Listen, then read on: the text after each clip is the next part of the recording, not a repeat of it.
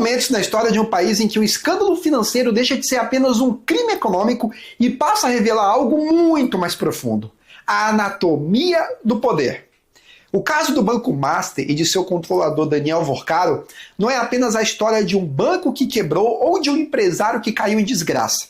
É, antes de tudo, um retrato perturbador de como dinheiro, prestígio, política e influência podem se entrelaçar de forma silenciosa, até que um dia toda a estrutura começa a ruir diante dos olhos do público. Durante anos, Daniel Vorcaro cultivou a imagem de um investidor brilhante, um empreendedor que havia conseguido transformar um banco em dificuldade em uma instituição com bilhões em patrimônio. A narrativa era sedutora. Um empresário jovem, bem-sucedido, frequentador de eventos da alta sociedade, dono de mansões, jatos e cercado por figuras influentes da política e da economia. Nas redes sociais e nos círculos empresariais, a história parecia simples, a de um homem que havia vencido no mercado financeiro. Mas por trás da imagem de prosperidade começavam a se acumular sinais de algo muito mais obscuro. A origem de tudo remonta à aquisição de um banco que já vinha enfrentando problemas graves. Vorcaro tornou-se sócio do antigo Banco Máxima, instituição que havia sido envolvida em irregularidades e posteriormente foi inabilitada pelo Banco Central. Foi justamente nesse momento de fragilidade que surgiu a oportunidade de comprar a estrutura do banco por um valor muito abaixo do que valeria uma instituição saudável. Após assumir o controle, Vorcaro iniciou uma reestruturação e mudou o nome da instituição para Banco Master, inaugurando uma nova fase que, por alguns anos, pareceu extremamente promissora. O crescimento do banco chamou a atenção do mercado por um motivo específico: a promessa de rendimentos extraordinariamente altos. Enquanto instituições tradicionais ofereciam cerca de 100% do CDI em seus CDBs, o Banco Master chegou a oferecer retorno de entre 120% a 150%. Para investidores comuns e até para empresas, aquilo parecia uma oportunidade rara. Dinheiro começou a entrar em grande volume. O problema é que, segundo as investigações posteriores, a rentabilidade real do banco não era capaz de sustentar essas promessas. E aqui o caso começa a revelar a lógica de muitos dos grandes escândalos financeiros da história. Quando uma instituição promete retornos muito acima da média sem possuir uma base econômica sólida, algo precisa sustentar a engrenagem. De acordo com as investigações, o Banco Master teria passado a captar constantemente novos recursos para pagar os juros prometidos a investidores antigos.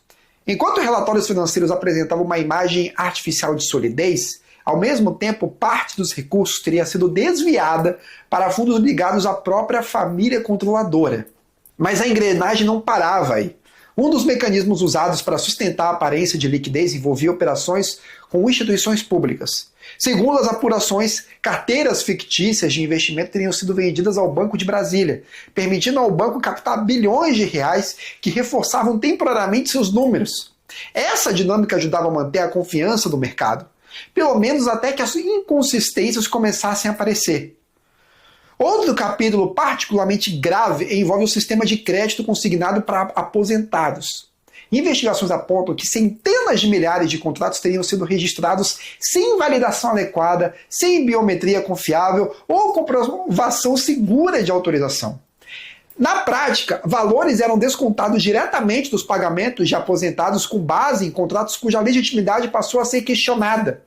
O episódio expôs a vulnerabilidade de um dos grupos mais frágeis da sociedade diante de estruturas financeiras complexas e pouco transparentes. Conforme as investigações avançavam, começaram a surgir também suspeitas de ligações com operações de lavagem de dinheiro e redes criminosas, além da omissão de dados relevantes ao Banco Central sobre a real situação financeira da instituição. Ao mesmo tempo, o banco se tornava presença constante em eventos que reuniam algumas das figuras mais influentes da política, do judiciário e do mundo empresarial. Patrocínios, fóruns internacionais, jantares e encontros exclusivos ajudavam a aproximar a instituição de setores estratégicos do poder nacional. Esse é talvez o aspecto mais inquietante de toda a história. Grandes fraudes financeiras raramente são apenas fraudes contábeis. Elas dependem de algo muito mais complexo: redes de confiança, prestígio social e proximidade com os centros de decisão.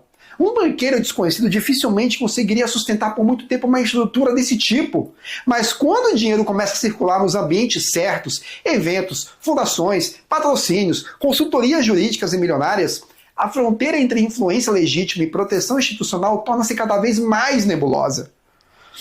Quando as autoridades finalmente agiram, a queda foi rápida. Em novembro de 2025, Vorkado foi impedido pela Polícia Federal de deixar o país e teve sua prisão preventiva decretada. No dia seguinte, o Banco Central determinou a liquidação extrajudicial do Banco Master e de suas subsidiárias, encerrando de forma abrupta a trajetória de uma instituição que, poucos anos antes, parecia um caso de sucesso no mercado financeiro. Mas a verdadeira pergunta que permanece não é apenas como um banco caiu. A pergunta mais importante é como ele conseguiu crescer tanto antes de cair. Escândalos financeiros raramente surgem do nada. Eles prosperam em ambientes onde a fiscalização falha, onde o prestígio social substitui o escrutínio e onde a complexidade do sistema financeiro impede que o cidadão comum compreenda o que realmente está acontecendo. O caso do Banco Master é, nesse sentido, uma espécie de espelho. Ele revela como instituições financeiras podem transformar confiança em capital, como redes de poder podem proteger estruturas frágeis por tempo suficiente para que cresçam perigosamente e como, no fim das contas, os maiores riscos muitas vezes ficam invisíveis justamente quando tudo parece estar dando certo. Porque a grande lição desse episódio talvez seja essa. Sistemas financeiros não quebram apenas por erros técnicos. Eles quebram quando a ambição supera a prudência. Quando a influência substitui a transparência e quando uma sociedade inteira deixa de fazer a pergunta mais importante de todas: de onde realmente vem o dinheiro que sustenta essa prosperidade?